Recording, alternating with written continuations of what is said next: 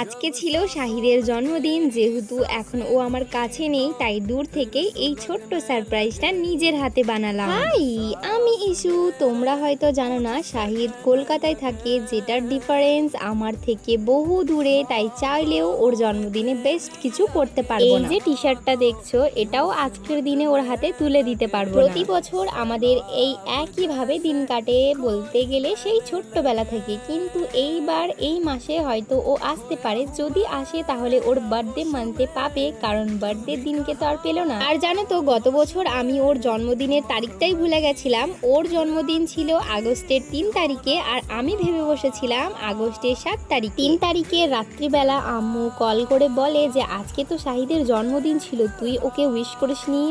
আর কথাটা শুনে আমার নিজের ওপর এতটা রাগ হয়েছিল, তোমাদের বলে বোঝাতে পারবো না। তাই কিন্তু এইবার আমি সেই ভুলটা আর করি। তো এই বছর আমি সরি চেয়ে নিচ্ছি, সরি। আর একটা কথা বলতে চাই, জীবনে অনেক বড় হোস, ভালো থাকিস, সুস্থ থাকিস। এই দিনটা আগামী 1000 বছর তোর কাছে আসে। Happy birthday, many many many happy returns of the day. আর হ্যাঁ, একটা কথা, বড় হয়ে যখন বিয়ে করবি তখন যেন আমাকে ভুলে যাস না, না হলে তোর বউয়ের মাথায় গ্রহণ লেগে বসে থাকবো। Happy birthday Shahid, by.